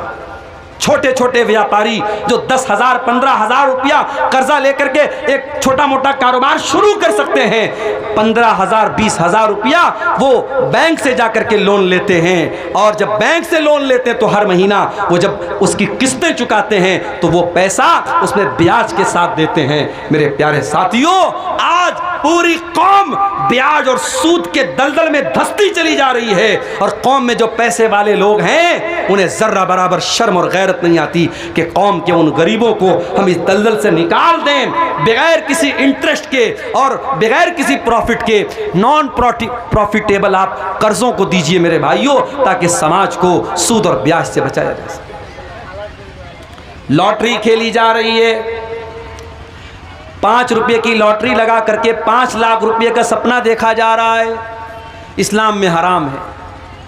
कोई भी ऐसा कारोबार जिसमें आपका पूरा पैसा डूब भी सकता है और उसका डबल भी मिल सकता है, जिसमें आपका पैसा दांव पे लगा है, वो लॉटरी, वो जुआ हराम है इस्लाम में। इतना हराम है, इतना हराम है कि अल्लाह कुरान में जब शराब का जिक्र करता है तो साथ में जुआ का भी जिक्र करता है। या अय्युहल्लज़ीना आमनू इन्नमल खम्रु वल मैसिरु वल अंसाबु वल अज़लामु रिज्सुम मिन अमलिश शैतान। ऐ ईमान वालो, ये जो शराब तुम पीते थे अब तक और जुआ जो तुम खेला करते थे अब तक, और किस्मत का हाल मालूम करने के लिए जो पांसे के तीर निकालते थे, पहले क्या करते थे? किस्मत का हाल मालूम करने के लिए तीर निकालते थे। अभी आज मेरे पास एक फ़ोन आया, एक औरत का फ़ोन आया, उसने कहा मौलाना साहब मेरे जेवर चोरी हो रहे हैं, सोने का बड़ा कीमती जेवर 30-30 ग्राम का 30-30 तोले का मेरा सोने का कड़ा और सोने का हार चोरी हो गया, और जबकि मेरी अलमारी जहाँ पे मेरे जेवर रखे रहते वहाँ कोई नहीं जाता है, मेरे घर का कोई इंसान नहीं जानता है, फिर भी मेरे जेवर चोरी हो रहे हैं। उसने कहा मौलाना साहब मैं मसला जानना चाहती हूँ, हमारे मोहल्ले में एक औरत है जिसके कब्जे में जिन्नात है और जिन्नात के ज़रिए वो पता करके बता सकती है कि हमारे जेवर को कौन चोरी कर रहा है। मैंने कहा मेरी बहन आप सब्र से काम लीजिए, आप सब्र से काम लीजिए, अल्लाह से दुआ कीजिए, अगर आपकी किस्मत में होगा वो हार आपका वापस मिलेगा, मगर इस तरीके से किसी जिन के ज़रिए आप ये मालूम करें, इस्लाम में इसकी इजाज़त नहीं मिलती है। अरब में क्या होता था, वो जब सफ़र करने निकलते थे तो तीर निकालते थे, अगर तीर पे लिखा रहता था कि सफ़र करना है तो करते थे, अगर यस वाला निकला तो सफ़र करते थे, नो वाला निकला तो नहीं करते थे। अल्लाह ने कहा कि शराब भी हराम है, जुआ भी हराम है, और किस्मत का हाल मालूम करने के लिए जो तुम तीर निकालते हो ये भी हराम है। वल अंसाब, और गैरुल्लाह के नाम पर जो तुमने स्थान बना के रखे हैं, जो तुमने आस्थाने बना के रखे हैं, तुमने बुतों के नाम पर जो जगह बना के रखी हैं, वो सब हराम है। रिजुसुम मिन अमलि शैतान, ये सब गंदे काम है, शैतान के काम है। फज्तनिबूहु लअल्लकुम तुफ्लिहून, ऐ मुसलमानों इन तमाम कामों से तुमको बचना है, तभी तुम कामयाब हो सकते हो। तो शराब भी हराम है, जुआ भी हराम है, और आज नौजवान दोनों काम कर रहा है। शराब तो शराब है, हमारा नौजवान आज ड्रग्स ले रहा है। आज कितने खतरनाक किस्म के ड्रग्स आज हमारे नौजवान ले रहे हैं। मैं महाराष्ट्र में गया, मुंबई में एक जगह पड़ती है मुंब्रा में बहुत बड़ी मुसलमानों की आबादी है। मुंब्रा में मुझे लोगों ने बताया कि वहाँ एक पाउडर है, एक ड्रग्स का की एक किस्म है। नौजवान वहाँ बड़ी तेज़ी से उसका इस्तेमाल कर रहे हैं। स्कूल में पढ़ने वाले छोटे छोटे बच्चे भी उसका शिकार हो रहे हैं, और डॉक्टरों का कहना है कि इतना खतरनाक है वो नशा कि जो इंसान की बॉडी को बिल्कुल गला देता है, और बड़ी तेज़ी से नौजवान आज उसका इस्तेमाल कर रहा है। मेरे प्यारे नौजवान साथियों, ये जो तुम ड्रग्स इस्तेमाल कर रहे हो, जो गांजा इस्तेमाल कर रहे हो, जो गुटखा इस्तेमाल कर रहे हो, जो स्मोकिंग कर रहे हो, जो ड्रिंकिंग कर रहे हो, अल्लाह के वास्ते तौबा कर लो। अपने शरीर को बर्बाद ना करो, अपने जिस्म को बर्बाद ना करो। ये जिस्म अल्लाह की अमानत है, ये ज़िंदगी अल्लाह की अमानत है, कल अल्लाह पूछेगा। वला तक़्तुलू अनफुसकुम, ऐ मेरे बंदे, जब मैंने कुरान में कह दिया था कि तुझे आत्महत्या करने की, खुदकुशी करने की परमिशन नहीं है, तूने क्यों किया? मेरे प्यारे नौजवान साथियों, आप अल्लाह को क्या जवाब दोगे? कोई भी ऐसा नशा जो आपकी बॉडी के लिए, आपके शरीर के लिए हानिकारक है, नुकसानदेह है, उसका इस्तेमाल करना जायज़ नहीं है। और जो लोग कहते नहीं साहब सिगरेट पीना हराम नहीं मकरूह है, गुटखा खाना हराम नहीं मकरूह है, वो अल्लाह को जवाब देने के लिए तैयार हो जाएं। ये मकरूह कोई चीज़ नहीं है, वो हराम है। जो चीज़ आपकी बॉडी को नुकसान पहुँचा रही वो मकरूह नहीं है, वो हराम है। उससे हमें और आपको अपने आप को बचाना है। मेरे प्यारे नौजवान साथियों, ये शराब इतना खतरनाक नशा होता है। उस्मान गनी कहते हैं शराब से बचो, शराब तमाम बुराइयों की जड़ है। फिर उस्मान गनी एक वाक़या बयान करते हैं कि तुमसे पहले के दौर में एक आदमी बहुत नेक इंसान था, और उस दौर की एक बदचलन औरत ने उसको फंसाने की प्लानिंग की। अपनी एक लौंडी को भेजा, वो लौंडी आती और कहती है मेरी मलका ने आपको बुलाया है, कोई काम है, कोई मसला है। वो आदमी नेक इंसान था, अल्लाह का बंदा था, नेक बंदा था। उस नौकरानी के, उस लौंडी के पीछे पीछे चला गया।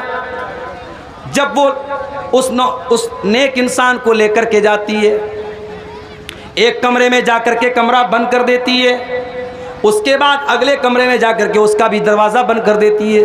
इस तरीके से 7 कमरों के अंदर जाने के बाद लास्ट कमरे में वो औरत मिलती है, जो एक बदचलन औरत है, जो एक फाहिशा औरत है, जिसका काम ज़िनाकारी बदकारी करना है, वो औरत है। उस औरत ने कहा कि मुझे कोई काम नहीं था, मैंने तुमको बुलाया है, तुम्हारे सामने 3 ऑप्शन है, या तो तुम मेरे साथ ज़िना करो, या वहीं पर शराब की एक बोतल रखी हुई थी, कहा कि इस शराब की बोतल में से एक प्याला शराब निकाल करके तुम पी जाओ, और तीसरा रास्ता, ये एक मासूम बच्चा है, तुम इसकी हत्या कर दो, कत्ल कर दो। इन 3 कामों में से कोई एक काम तुमको करना है। उस अल्लाह के नेक बंदे ने सोचा ज़िना करना तो बहुत बड़ा गुनाह है, मैं ये नहीं कर सकता। बच्चे की हत्या करना बहुत बड़ा गुनाह है, ये मैं नहीं कर सकता। शराब पीना तो हल्का गुनाह है, चलो मैं शराब पी लेता हूँ। उसने बोतल में से एक प्याला शराब निकाल करके पी लिया। जब एक प्याला उसने शराब को पी लिया, नशा चढ़ा, उसने एक प्याला और निकाल करके पी लिया, यहाँ तक कि उसने पूरी बोतल को खाली कर दिया। और जब पूरी बोतल के शराब के नशे में वो गिरफ्तार हो गया, हज़रत उस्मान गनी कहते हैं, अबू दाऊद की सही रिवायत है, नसई की सही रिवायत है, कि उस इंसान ने नशे की हालत में ज़िना भी किया और उस मासूम बच्चे की हत्या भी कर दी। आज कितने क्राइम हो रहे हैं नशे की हालत में, कितनी बच्चियां अपने बाप की ज्यादती का शिकार हो रही हैं। अभी कल की न्यूज़ है, अखबार में मैंने पढ़ा कि बाप नशा करके आता था और अपनी ही 10 साल की 12 साल की बच्ची के साथ काला करतूत करता था। नशा वो खतरनाक चीज़ है मेरे भाई। जिसने बाप की और बेटी की सीमाओं को भी खत्म कर दिया, जिसने मर्यादाओं को खत्म कर दिया, जिसने भुला दिया कि बाप अपनी बेटी को किस नजर से देख रहा है। इसलिए मेरे अजीजों, अपने आप को नशे से बचाओ, अपने समाज को नशे से बचाओ। बिहार सरकार आज नशे के खिलाफ अभियान चलाती है। कोई जाके कह दे नीतीश कुमार जी से, कोई जाके कह दे बिहार सरकार से कि तुमने आज नशे के खिलाफ अभियान छेड़ा है, तुमने नशे के ऊपर आज रोक लगाई है। मोहम्मद रसूलुल्लाह सल्लल्लाहु अलैहि वसल्लम ने 1400 साल पहले नशे पर रोक लगाई है। आज की सरकारों को नशे पर रोक लगाने के लिए एडवर्टीजमेंट करना पड़ता है, विज्ञापन करना पड़ता है, अखबार में देना पड़ता है, रेडियो पर देना पड़ता है, टीवी पर देना पड़ता है। मेरे नबी ने कोई विज्ञापन नहीं किया, कोई एडवर्टीजमेंट नहीं किया, कोई प्रचार नहीं किया। मेरे नबी ने कुरान की आयत पढ़ के सुना दी। अल्लाह ईमान वालों से कह रहा है कि ए ईमान वालों, शराब हराम है, फहल अंतुम मुंतहून। ऐ ईमान वालों, शराब हराम है, क्या अभी भी तुम शराब पियोगे? क्या अभी भी तुम नशा करोगे? अल्लाह सवाल कर रहा है। सहाबा कहते हैं अल्लाह, ऐ हमारे परवरदिगार, हम वादा करते हैं कि आज के बाद हम शराब को हाथ नहीं लगाएंगे। शराब के प्याले निकाल के, शराब के बर्तन निकाल के मदीना की गलियों में पानी की तरफ बहा दिया जाता है और सहाबे किराम के घरों से शराब का नामो निशान खत्म हो जाता है। ईमान हो तो ऐसा हो मेरे भाई, अल्लाह का डर हो तो ऐसा हो। यहाँ तो गुटखे की पैकेट पर बाकायदा तस्वीर बनी है फेफड़े की, और इंग्लिश में और हिंदी में लिखा हुआ है टोबैको कॉजेस कैंसर, तंबाकू से कैंसर होता है। और गुटखा बनाने वाली कंपनी बना भी रही है, बेचने वाला बेच भी रहा है, खाने वाला खा भी रहा है, और उस पर लिखा हुआ है कि साहब तंबाकू से कैंसर होता है, किसी को कोई फर्क नहीं पड़ता है।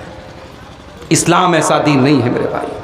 इस्लाम सिर्फ 5 टाइम की नमाज पढ़ने का नाम नहीं है, माफ कीजिएगा।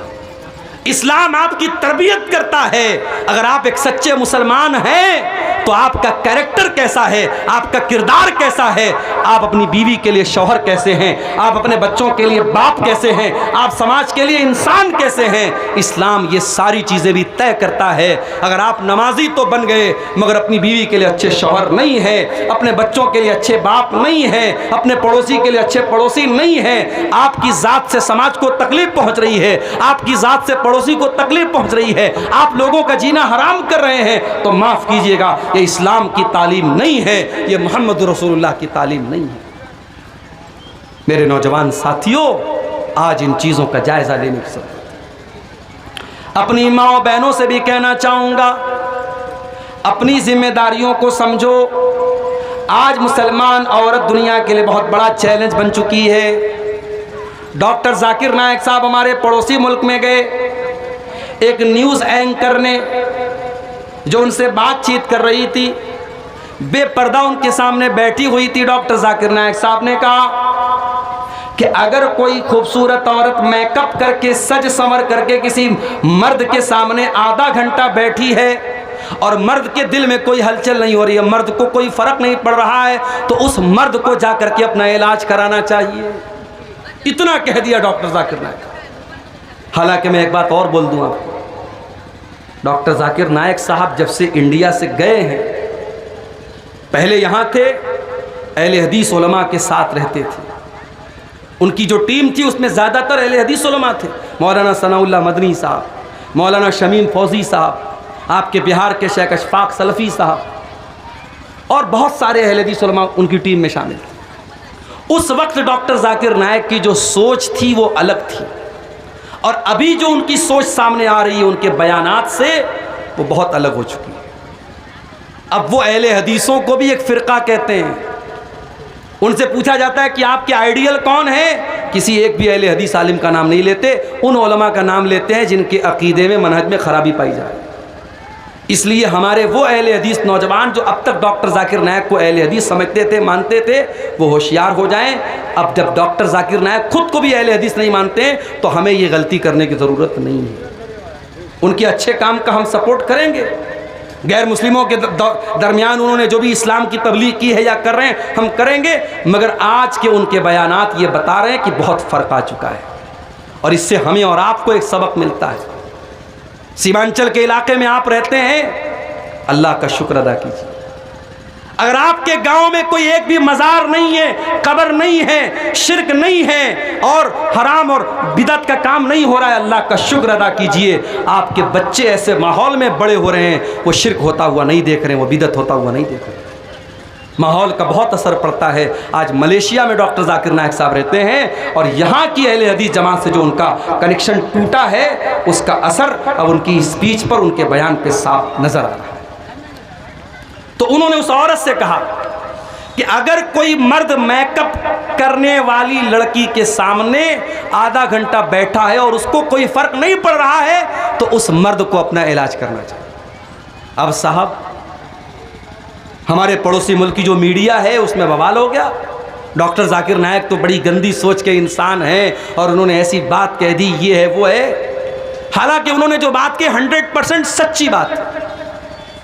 अल्लाह ताला ने सिस्टम ऐसा बनाया है, लड़की अगर बेपर्दा है और उसके सामने कोई मर्द है तो वो मर्द उस दौर का सबसे बड़ा वली भी क्यों ना हो, अगर वो मर्द है तो उस बेपर्दा और बेहया लड़की को देखकर उसके दिल में फ़र्क तो आएगा, उसके दिल के अंदर हैजान आएगा। और इसीलिए अल्लाह के नबी सल्लल्लाहु अलैहि वसल्लम फरमाते हैं कि जब कोई मर्द किसी औरत के साथ अकेले में होता है तो तीसरा शैतान होता है। हमारे यहाँ लोग कहते नहीं साहब, भाभी को हम माँ समझते हैं। देवर अपनी भाभी को बाइक पर बिठा के पूरे मार्केट की सैर करा रहा है, भाभी चिपक करके बैठी है देवर के साथ। बंद करो ये बेगैरती, तुम्हारी भाभी तुम्हारे लिए गैर महरम है और भाभी को कोई अधिकार नहीं पहुंचता कि वो देवर के साथ इस तरीके से चिपक करके बाइक पर सैर करे। जीजा के साथ साली घूम रही है। हमारे यहां लोगों ने जुमला बना लिया, साली आधी घरवाली। साली अपने जीजा के साथ गंदे गंदे मजाक कर रही है, बेहुदा मजाक कर रही है, जीजा भी मजे ले रहा है। हराम है, बेगैरती है मेरे प्यारे साथियों। जिस तरीके से आप अपने घर की जवान बेटियों को गांव के मोहल्ले के अजनबी लड़कों से दूर रखते हैं कि नहीं साहब, हमारी लड़की सियानी हो गई, जवान हो गई, ये लड़का अनजान लड़का है, मेरी लड़की का कोई महरम रिश्तेदार नहीं, उसको हम घर में आने नहीं देंगे। जिस तरीके से अपने गांव के मोहल्ले के अनजान लड़कों से आप अपनी बच्चियों को दूर रखते हैं, वैसे ही कजिन से भी दूर रखिए। मामा का लड़का, मौसी का लड़का, चाचा का लड़का, ताया का लड़का, खाला का लड़का, ये सारे रिश्तेदार आपकी लड़की के लिए गैर महरम हैं। गैर महरम समझते हैं कि नहीं? गैर महरम उसको बोलते हैं जिससे शादी हो सकती है। आपके लड़की की शादी खाला के लड़के से हो सकती है, मामू के लड़के से हो सकती है, चाचा के लड़के से हो सकती है, ताया के लड़के से हो सकती है। तो जितने भी गैर महरम लड़के हैं, जब आपकी बेटी जवान हो गई तो उसको मना कर दीजिए कि नहीं, उसके साथ सेल्फी जाके मत ले लेना, तू शादी में उसके साथ जाके मत खड़ी हो जाना, उससे दूर रहना, पर्दे में रहना, वो तेरे लिए गैर महरम है। ये ट्रेनिंग की ज़रूरत है, ये तरबियत की ज़रूरत है। मैं बाहर कहीं कहीं सफ़र में जाता हूँ, किसी आदमी के घर में मैं ठहरा, उनकी छोटी बच्ची है 5 साल की, मैंने जाके सलाम किया, लड़के ने तो हाथ बढ़ाया, लड़की ने हाथ नहीं बढ़ाया। मैंने पूछा कि ये 5 साल की बच्ची ये मुसाफा करने के लिए हाथ क्यों नहीं बढ़ा रही है? तो लड़की ने कहा कि मेरे बाप ने मुझको ये शिक्षा दी है, मेरी माँ ने मुझको ये तालीम दी है कि तू लड़की है, तू सलाम तो कर सकती है, मगर किसी मर्द के साथ मुसाफा करना तेरे लिए मुनासिब नहीं है। मुझे बड़ी खुशी होती है कि 5 साल की बच्ची को ये शिक्षा और ये तालीम जो इस्लाम दे रहा है वो बाप अपनी बेटी को देता है। आज हमारे यहाँ जवान बेटियां हैं, बेपर्दा घर से निकल रही हैं, न माँ को कोई फर्क पड़ता है, जलसे में आई है सज करके, संवर करके और ऐसे कपड़े पहन करके जिससे उनका जिस्म नजर आ रहा है, वो जलसे में आ रही हैं। माफ करना मेरे भाइयों, अगर आपके जलसों में ये औरतें आती हैं और बेपर्दा आती हैं और आकर के सड़कों पर खड़ी रहती हैं और नौजवान लड़के उनके आसपास मंडलाते रहते हैं, तो कान खोल करके सुन लो। इससे बेहतर है कि आप जलसों में लेडीज का इंतजाम करना बंद कर दीजिए। या तो आप लेडीज का इंतजाम करना बंद कर दीजिए या जलसों को करना बंद कर दीजिए। इस्लाम इस बात की परमिशन नहीं देता है। और मैंने देखा है इसी बिहार में आपके किशनगंज के इलाके में बहुत सारे प्रोग्राम हुए और बाकायदा पोस्टर पे लिख करके आया कि नहीं साहब, हमारे जलसे में कोई दुकान नहीं लगेगी, हमारे जलसे में लेडीज का इंतजाम नहीं होगा। जलसा हो रहा है, कुरान पढ़ा जा रहा है, हदीस पढ़ी जा रही है, पिंडाल में कुरान पढ़ा जा रहा है, हदीस पढ़ी जा रही है, और सड़क पर जो है बेहयाई हो रही है और दुकानों पर बेहयाई हो रही है। इस्लाम इस बात की इजाज़त नहीं देता है। बेगैरती को ख़त्म करो मेरे साथी। अगर आज हमारे घरों की लड़कियां बेपर्दा हैं तो मुझे कहने की इजाज़त दीजिए कि औरतों की बेपर्दगी के पीछे बहुत बड़ा रीज़न और बहुत बड़ा सबब उनके घर के मर्दों की बेगैरती भी है। अकबर इलाहाबादी का शेर है ना, बेपर्दा नजर आई कल जो चंद बीबियां, अकबर ज़मीं में गैरत कौमी से गड़ गया, पूछा जो उनसे आपका पर्दा वो क्या हुआ, कहने लगी कि अक्ल पे मर्दों के पड़ गया। आज औरतों का पर्दा मर्दों की अकल पर पड़ गया है मेरे प्यारे साथी। वो मर्द बेगैरत है जिसकी जवान बीवी, जवान बेटी, जवान बहन बेपर्दा होकर निकलती है और उसके माथे पर कोई बल नहीं पड़ता, उसके जिस्म पर और उसके दिल दिमाग पर कोई फर्क नहीं पड़ता। वो बेगैरत है। अल्लाह के प्यारे नबी फरमाते हैं, सलासतुन ला यंजुरुल्लाहु अज़्ज़ा व जल्ला इलैहिम यौमल क़ियामा। 3 लोग ऐसे होंगे जिनकी तरफ अल्लाह ताला क़यामत के दिन देखेगा भी नहीं, बातचीत भी नहीं करेगा। नंबर 1, अल-आक़ु लिवालिदैहि, अपने माँ बाप से रिश्ता तोड़ने वाला, रिश्ता काटने वाला। माँ बाप गलत हो सकते हैं, माँ बाप के फैसले गलत हो सकते हैं, माँ बाप की बातों से आपका दिल भी दुख सकता है, माँ बाप की कोई बात गलत भी हो सकती है, मगर आपको इस बात की परमिशन नहीं है कि आप अपने माँ बाप से अपना रिश्ता तोड़ लें और माँ बाप के साथ आप गलत सलूक करें। इस्लाम इस बात की इजाज़त नहीं देता है। ठीक है, माँ बाप गलत करेंगे, वो अपना अंजाम अल्लाह के यहाँ भुगतेंगे। इसी कटिहार के इलाके में एक नौजवान मेरे पास आया था, उसने कहा था, मौलाना साहब वालिदैन पर आपने बहुत तकरीर की है, बहुत बयान किया है, कभी मौका मिले तो इस पर भी बयान कीजिए कि आज बहुत सारे वालिदैन ऐसे हैं जो औलाद के साथ नाइंसाफ़ी करते हैं। एक बेटे को ज़मीन दे दी, जायदाद दे दी, पैसा दे दिया, एक बेटा बेचारा परेशान है और बाप उससे रिश्ता तोड़ के बैठा है। दो अलग अलग आंखों से बाप अपने बच्चों को देख रहा है, नाइंसाफ़ी कर रहा है। कभी इस पर भी तकरीर कीजिएगा। और मुझे याद है, मैंने फेसबुक पर उस वक्त एक तहरीर लिखी थी और मैंने लिखा था कि समाज में सिर्फ ऐसा ही केस नहीं मिलता है कि माँ बाप की आंखों में औलाद की वजह से आंसू आते हों, समाज में ऐसा केस भी मिलता है जब औलाद की आंखों में माँ बाप की वजह से आंसू आते हैं। लेकिन मेरे भाइयों, अगर माँ बाप गलत भी हैं, आपको रिश्ता तोड़ने की और रिश्ता काटने की इजाज़त नहीं है। आप अपनी तरफ से भलाई करते रहिए, हुस्न सलूक करते रहिए। अल-आक़ु लिवालिदैहि, अपने माँ बाप से रिश्ता तोड़ने वाला क़यामत के दिन अल्लाह की नज़र रहमत से दूर रहेगा। नंबर 2, वल मरअतुल मुतरज्जिला, मर्दों की कॉपी करने वाली औरत, जो मर्दों की नकल करती है वो औरत भी क़यामत के दिन अल्लाह की नज़र रहमत से दूर रहेगी। नंबर 3, वद्दयूस, और वो बेगैरत मर्द, अल्लज़ी युक़िर्रु फ़ी आलिहिल खुबुस, जिसके घर में बेहयाई हो रही है, जिसके घर में गंदा काम हो रहा है और उसको कोई फ़र्क नहीं पड़ रहा है, वो अपने घर में बेहयाई को होने दे रहा है, बेगैरती को होने दे रहा है। उस दयूस इंसान को भी अल्लाह ताला क़यामत के दिन नहीं देखेगा। दयूस मत बनो मेरे भाइयों, दयूस मत बनाओ अपने परिवारों को, अपने घर की औरतों को इस्लामी पर्दे की तालीम दो, अपने घर में महरम और गैर महरम का फ़र्क रखो, और घर की औरतें जब घर से निकलें तो इस बात का लिहाज रखो कि वो इस्लाम की शिक्षा और इस्लाम की तालीमात को फॉलो करते हुए घर से निकलें। तो ये नौजवानों के अंदर ये बिगाड़ आज हम देख रहे हैं मेरे प्यारे से। और एक आखिरी चीज़ हम नौजवानों के अंदर ये चीज़ भी बड़ी तेज़ी से देख रहे हैं, और वो चीज़ क्या है? वो चीज़ है उलमा से दूर होना। कल तक जो काम हम उलमा से लेते थे वो आज हम मोबाइल से लेने लगे। कोई मसला पूछना है, गूगल पे टाइप कर दिया, यूट्यूब पे टाइप कर दिया, किसी न किसी का जवाब तो मिल जाएगा। याद रखो मेरे प्यारे साथियों, उलमा को उनका हक आपको देना है। उलमा की जगह जाहिलों को नहीं बैठाना है।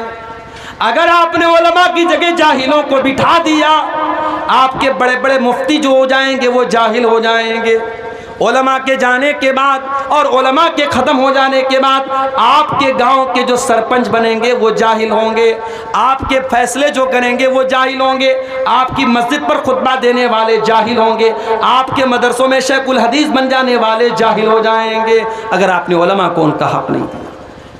इसीलिए अल्लाह के नबी फरमाते हैं, बुखारी की रिवायत है, 100 नंबर की हदीस है बुखारी की, एक ऐसा ज़माना भी तुम पर आने वाला है जब दुनिया से अल्लाह ताला इल्म को उठा लेगा, मगर इल्म को अचानक नहीं उठाएगा बल्कि अल्लाह ताला उलमा को उठाएगा।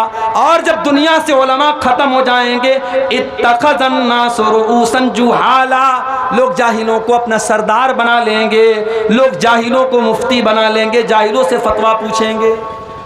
आज आप देख लें फेसबुक पर ऐसे ऐसे लोग जो सिर्फ व्यू पाने के लिए, सब्सक्राइबर पाने के लिए, लाइक पाने के लिए मियाँ बीवी के प्राइवेट मसाइल को खूब मसाला लगा लगा के बयान कर रहे हैं। शौहर बीवी के साथ सुहाग रात में क्या कर सकता है, शौहर बीवी के साथ ये कर सकता है कि नहीं। मैं उस चीज़ का नाम नहीं ले रहा हूँ, लेकिन आज फेसबुक पर अपने आप को मुफ्ती कहने वाले इस तरीके के मसाइल को मिर्च मसाला लगा के बयान कर रहे हैं। क्यों? ताकि हमको ज़्यादा से ज़्यादा लाइक मिल जाए, हमारे चैनल के सब्सक्राइबर बढ़ जाएं, हमें व्यूशिप मिल जाए, व्यूवरशिप मिल जाए। ये वो दौर है मेरे भाई। औरतें, लड़कियां साहब वो तकरीर कर रही हैं और बाकायदा प्राइवेट मसाइल जो मियाँ बीवी के प्राइवेट मसाइल है उन मसाइल पर एक औरत बयान कर रही है और यूट्यूब पर उसको 1 लाख व्यू मिल रहा है, 2 लाख व्यू मिल रहा है। मेरे प्यारे साथियों, व्यू की बुनियाद पर किसी को सही और गलत नहीं कहा जा सकता। ज़रूरी नहीं है कि कोई आलिम बहुत बड़ा आलिम है लेकिन फेसबुक और यूट्यूब पर उसको बहुत ज़्यादा व्यू मिलते हों, और ऐसा भी ज़रूरी नहीं कि जिसको व्यू मिलता हो तो वो सही हो। इसलिए हमें व्यू की बुनियाद पर और सब्सक्राइबर की बुनियाद पर और लाइक की बुनियाद पर हमें तय नहीं करना है। हमें ये देखना है कौन हकीकत में आलिम है, कौन हकीकत में उलमा हैं, कौन हैं जिन्होंने वाकई में कुरान और सुन्नत का इल्म हासिल किया है। हम उनसे दीन का मसला पूछेंगे और जब मसला पूछेंगे तो सही मसला पूछेंगे, जिसकी वाकई में ज़रूरत हो। फालतू किस्म का मसला मत पूछो। जैसे इमाम अबू हनीफा रहमतुल्लाह अलैह के एक उस्ताद थे इमाम इब्राहिम नखई, उनके पास एक आदमी आया, उसने मसला पूछा, इमाम साहब इबलीस की बीवी का नाम क्या था? उन्होंने कहा मैं इबलीस की शादी में गया नहीं था। इबलीस की बीवी का नाम क्या था? आदम अलैहिस्सलाम ने जिस पेड़ के करीब जाने से अल्लाह ताला ने मना किया था वो कौन सा पेड़ था? इस किस्म के फजूल सवालात आप मत कीजिए, उलमा से सवाल कीजिए, वो सवाल जो हकीकत में रियल में होता है और जिसका ताल्लुक आपकी ज़िंदगी से, मौत से, आखिरत से होता है। उन मसाइल को मेरे प्यारे साथी उलमा से पूछिए। और अल्लाह के प्यारे नबी फरमाते हैं इन्नमा शिफाउल ई अस्सवाल, कि अगर आपको मसले की जानकारी नहीं है, दीन के बारे में मालूमात नहीं है, तो उसका इलाज मनमानी करना नहीं है, उसका इलाज उलमा से पूछना है। तो ये काम आप उलमा से कीजिए। आप इंटरनेट और मोबाइल का गलत इस्तेमाल मत कीजिए। हाँ, मोबाइल पर बहुत सारे मुस्तनद उलमा के भी बयानात आते हैं, आप बयानात को सुनिए, उनके मसाइल को सुनिए, मगर रियल में जब मसला पूछना हो तो आप किसी ऑथेंटिक आलिम से, मुस्तनद आलिम से सवालात कीजिए। नौजवानों की इस्लाह के ताल्लुक से ये चंद बातें मैंने आपके सामने रखी हैं। अल्लाह से हम दुआ करते हैं रब्बुल आलमीन हमारे वो नौजवान भाई जिनकी मेहनतों से और कोशिशों से और इतना बड़ा प्रोग्राम उन्होंने मुनक्किद किया और ईदगाह को लेकर के वो उठे हैं। मेरे प्यारे साथियों, ईदगाह भी मस्जिद के हुक्म में है, जो सवाब मस्जिद का मिलेगा वही ईदगाह का मिलेगा। जाते जाते आप हज़रात से गुजारिश है, इस ईदगाह के लिए ज़रूर आप अपना बेशकीमती ताउन देते जाएँ। हमारी माएँ बहनें भी जो मौजूद है, जाते वक्त अपना ज़रूर ताउन पेश करके जाएँ। मुझे मालूम है देहात की ये पब्लिक जो होती है, अल्लाह की राह में खर्च करने का जज्बा शहर से ज़्यादा होता है। मैंने झारखंड में एक जलसे में ईदगाह के लिए 14-15 लाख रुपये भी चंदा होते हुए देखा है, जबकि सामने पब्लिक देहात की नॉर्मल पब्लिक थी। शहर में उतना बड़ा चंदा हम होते हुए नहीं देखते। दिल होता है तो अल्लाह के वास्ते आप दिल खोल करके ताउन करें और रब्बुल आलमीन हमारे नौजवानों के अंदर जो खराबियाँ और कमियाँ पाई जाती हैं उनको अपनी इस्लाह की तौफीक अता फरमाए। आमीन व आखिर दावाना अनिल।